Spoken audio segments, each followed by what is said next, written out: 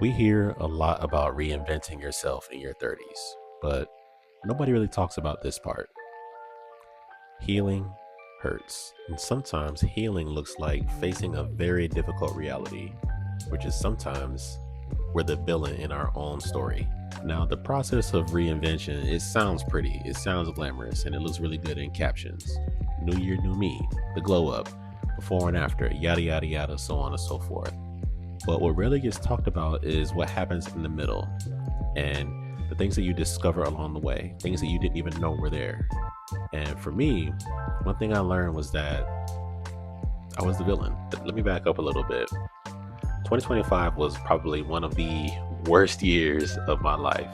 I had experienced a lot of significant loss, and it brought me to a place where I was on the verge of losing nearly everything that I cared about.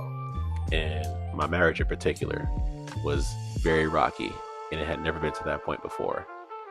And it hadn't really hit me until I was completely alone and isolated. And I went back home to my hometown for a short spell. And when I got alone, I really had come to terms with some things that I didn't like about myself. And I learned that I needed to heal. And that part of my healing process hurt a lot because I discovered that I was the bad guy in a lot of spaces. And what I mean by that is, I learned that I had hurt my wife and disappointed her in ways that I hadn't even realized before. Or there were certain areas that I knew of, but I hadn't addressed. And I kind of just let them be because I was angry about certain things in my own life. And it bled over into us. And it exposed my selfishness in ways that I really hadn't wanted to touch until it nearly destroyed everything. And even with that, I had to come to terms with another brutal truth that was a very painful part of my healing process. And it really had to do with my career and my purpose. To that point, nothing was working. It seemed like everything I touched either dried up or went absolutely nowhere. And that was probably the most frustrating area of my life at the time, was that I was working hard, I was grinding, I was putting in the hours and the effort, but it never bore any fruit. And it was deeply depressing for me. And when I was away from everything and everybody, I also came to terms with the fact that I was not patient with anything at all. I would short circuit ideas before I gave them a chance to grow. I took shortcuts. I looked for the easy way out instead of necessarily pushing through things that were within my ability to push through. And I just didn't. So as a result, when things wouldn't happen as fast as I wanted them to, I just said, you know what, screw it. I'm out. I'm going to try something else. And that process had been repeating for years. And it really came to a head last year when, again, I nearly lost everything that I love. Okay, now why did I share those two stories? For a couple of reasons. One is to really expose the fact that we get so caught up in dealing with the ways that other people have hurt us versus thinking about how we've, one, harmed ourselves, and number two, how we've harmed others. And that's really gotten lost in this era of new year, new me, and all that other stuff that we've kind of been fed. And we really have to take a step and really hold ourselves accountable for the ways that we've played the villain role in our lives and in the lives of others. And it wasn't until I came to terms with my own, I guess you could say, villainhood or villainy, whatever the word is.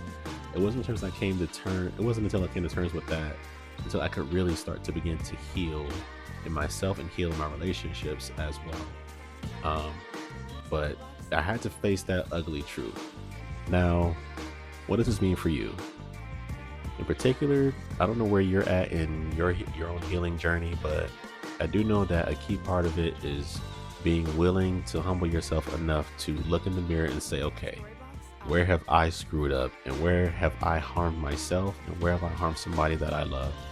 And two, how can I go back and fix it so that I can move forward and that everything can kind of be in harmony as best as I can have it? And I can tell you, you're not going to be in harmony with yourself and with others until you recognize your own flaws and you're willing to eat your own crap to a degree. And we all have to do that at a certain point. It doesn't feel good, it doesn't taste good, but it has to be done. And it is part of the healing process. Another way to think about it is you've known about an exam for the entire semester. You put it off studying, you've blown it off, you've partied, you've done your thing, you've kind of gotten by. But then the night before the exam arrives, and you realize you've been coasting the entire semester in this particular class, and now you've got to cram, and cramming is not working. And so you're up all night, you're trying to remember the material, you're trying to understand it and do all the things, but nothing's working. Fast forward, the day of the test comes, you're panicking. And so in your desperation, you look over at the person next to you to see what they're marking for their answers on the exam, and you get caught cheating. So now you're on academic probation. Okay. So it's just kind of like that, where you recognize that you should have taken the time to do what you needed to do, and maybe you would have been in a better spot. You might not have gotten an A, but at least you wouldn't have completely flunked and now be in even more serious trouble because you behaved in a desperate way. And another challenging part of the healing process is the aspect of forgiveness. And here's what I mean.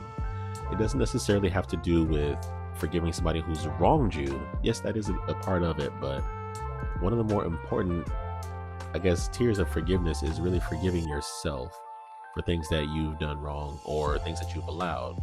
It could be forgiving yourself for not knowing any better. It could be forgiving yourself for knowing better but still doing something stupid anyway. It could be forgiving yourself for putting yourself in bad positions. It could be a number of things, but a painful part of the healing process is forgiving yourself, because we're often our own worst critic. And if we knew better, or if we didn't know better, sometimes just making those mistakes and having that knowledge in our brains, repeating that back to ourselves, is just another form of torture that we carry around without knowing it. But forgiving yourself is crucial to your healing, and you got to do it. So here's what I think we can land on, and let me know if you disagree or if you feel the same way. But reinvention isn't necessarily about becoming someone new. That's the thing that we've kind of been sold, is that we can just become somebody completely different. And I'll have to respectfully push back on that, because we're still ourselves. We're still who we are. We're still who we're made to be. You're still you. But the thing is, you have to learn from the things that you've done wrong, and the season that you had where you were the villain in your own story and somebody else's. It happens. We're humans. We do things to one another sometimes.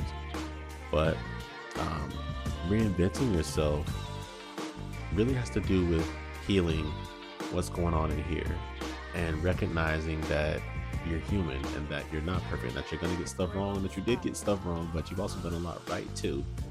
And it's okay to just not be perfect. Now, you can't erase the past, you can't undo your mistakes, but what you can do is stop letting them be in charge, and stop keeping them at the forefront of everything that you do. Leave it all behind you. The real glow up, the real reinvention is much slower than we've been led to believe.